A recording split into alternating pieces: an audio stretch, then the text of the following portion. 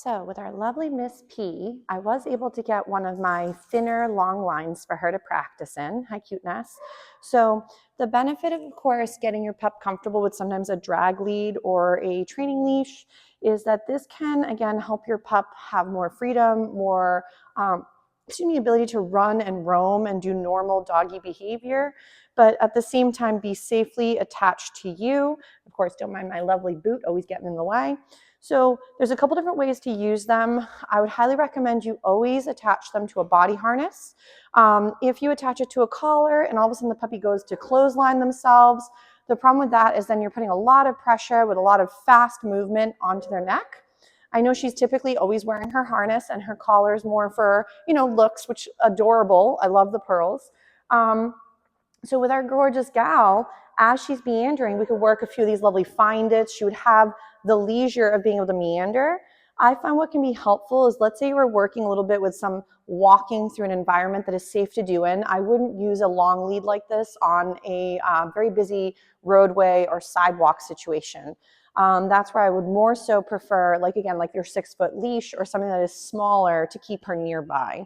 So for example, with this, let's say she was often meandering, and of course now she's paying some really nice close attention, is the benefit of this, again, we give more leeway for her to move and explore, but at the same time, as she's practicing, I like to, for example, if I were working with her in a bigger space like this and we were trying to include some movement, I would make it where as she's moving, and let's say she's pulling ahead of me, allow the lead to go out, and then as I catch up with her, collect it up.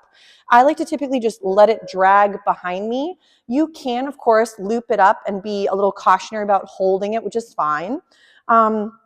There are some of these that, again, are made out of biothane. This is a nylon one, so you would be wanting to be careful when pups do pull through this. Some folks have by accident, hurt their hands. So for safety reasons, you could even use what are called workout gloves where the fingertips are exposed, but then the palms are nice and safe.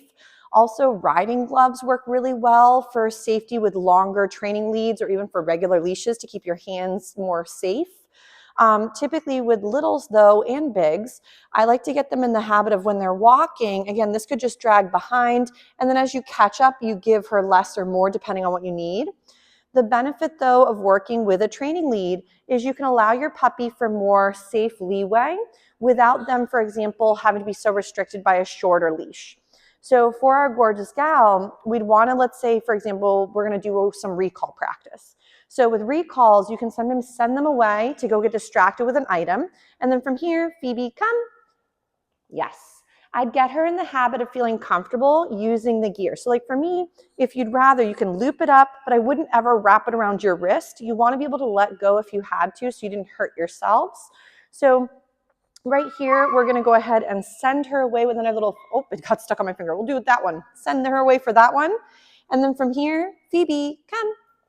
Yes. You want to refrain from using your leash almost like your fishing line where you're reeling her in.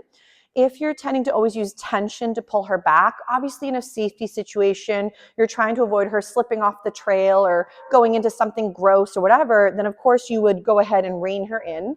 But if, let's say, it could be a scenario where you could, again, instead walk down the leash to get her attention, that would be better.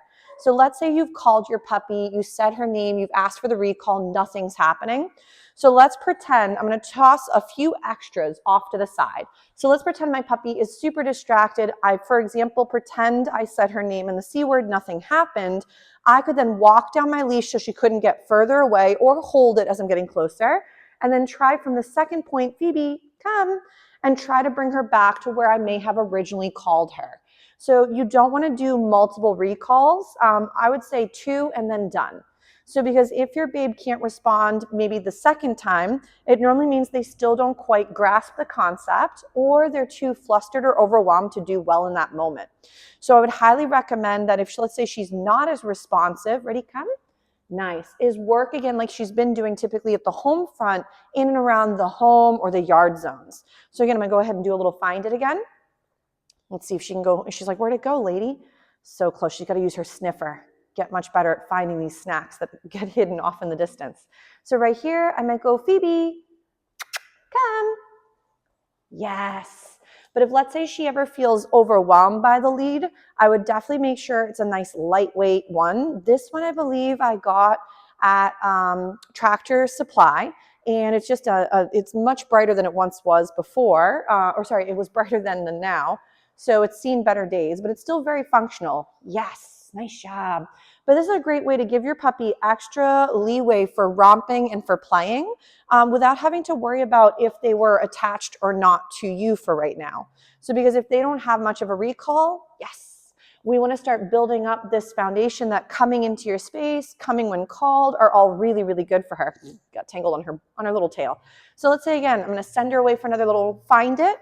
And then right here, Phoebe, come. Nice. So if we're not getting that great of a response, I would highly recommend check to make sure, and again, her food source is quite nice, like she likes her trail mix, but you may find, nice, is that if the environment is really challenging, maybe she needs a different venue of snacks, because if those are her usual all the time snacks, we may find that maybe as the environment gets harder for distraction's sake, we might have to have of different variety for that higher level of difficulty. So ready? Find it. Nice. Phoebe. Gorgeous. So notice how it's almost becoming like a little game to bounce back and forth between the environment and then back to me.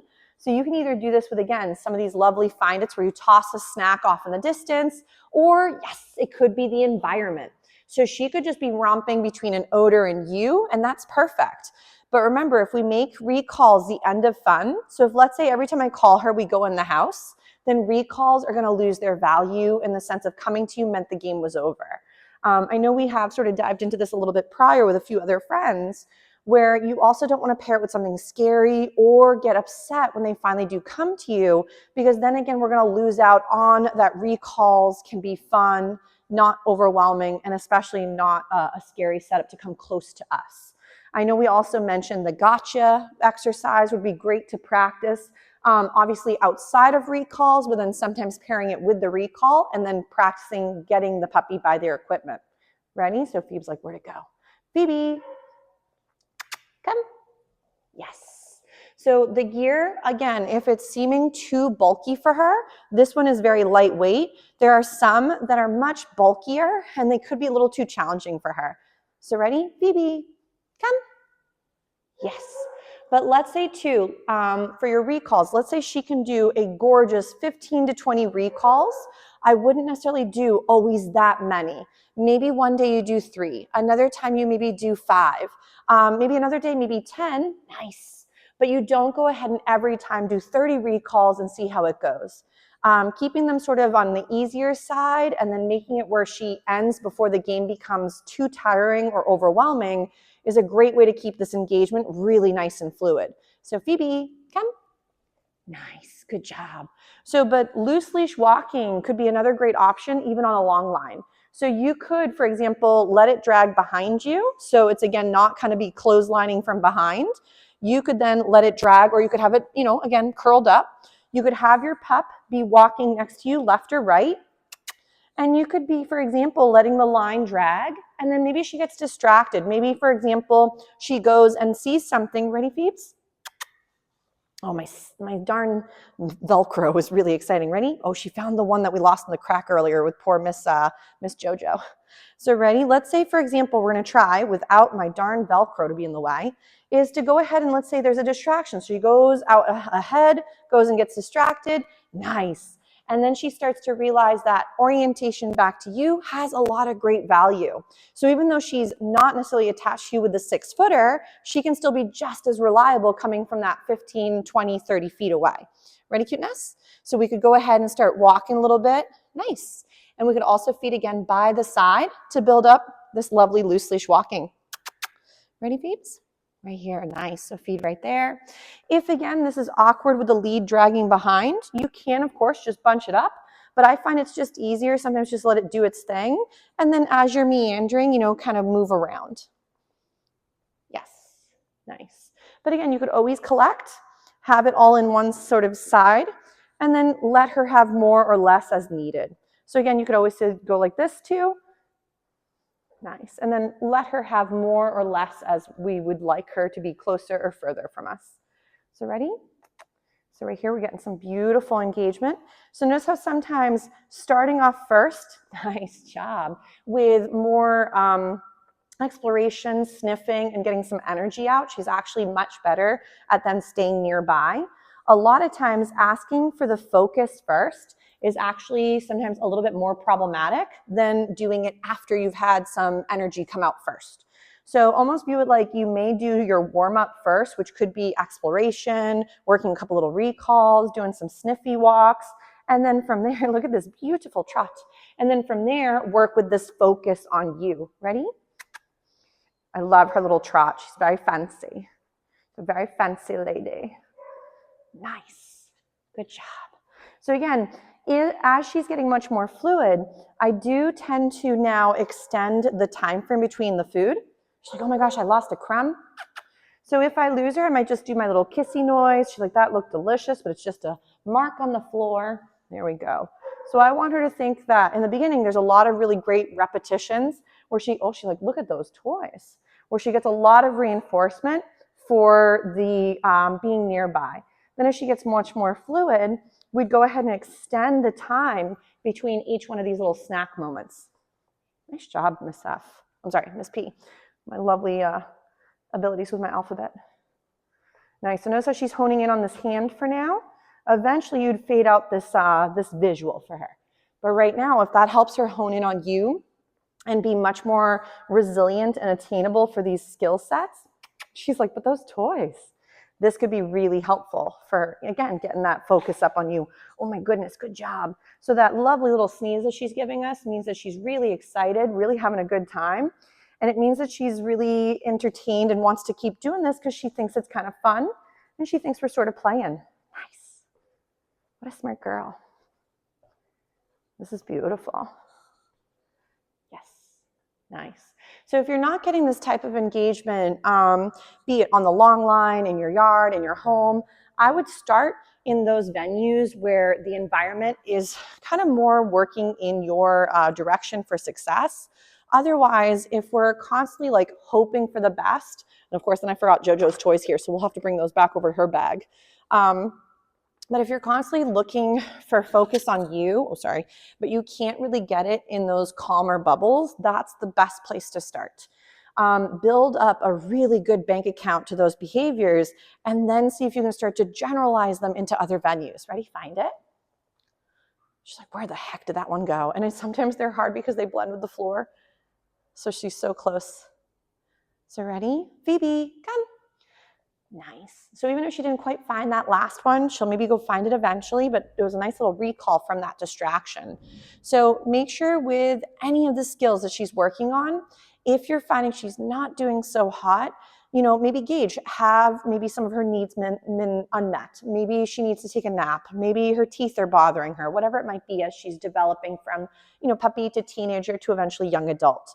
So ready, we'll do another little find it. Phoebe. Oh, smart girl. Nice job. She's like, this is the greatest day of my life. Ready? Find it. 2, if she's taking a break from the doggy day school, I have a slew of littles that are actually doing the structured play come this next round starting on Tuesday. So if you're interested for more playtime for her, there are literally I think close to 6 or 7 littles her size in this next round of the structured play. So if she would be maybe interested, I'm not saying you have to, but if you'd want to give it a try for her, that could be a great venue to keep maintaining some of this fun out and about with, again, getting some social time with other playmates, her size and play style, but no pressure. But Miss P did a gorgeous job with some of these little recall exercises. So ready, Phoebe? Come. Yes, nice job. But for homework's sake, for some of these recalls, again, set up for success. If you're not getting as good of a recall from her, gauge the environment. Also see, could she be a little overtired? Maybe she's already too distracted. Ready? Find it. And maybe from there, you get much more fluid behavior as she becomes more comfortable. Ready? Come. Yes. But we'll give our little Miss P a break from these recalls and we'll do a few other little skills. We'll do another little find it and we'll do some other fun behaviors in just a moment.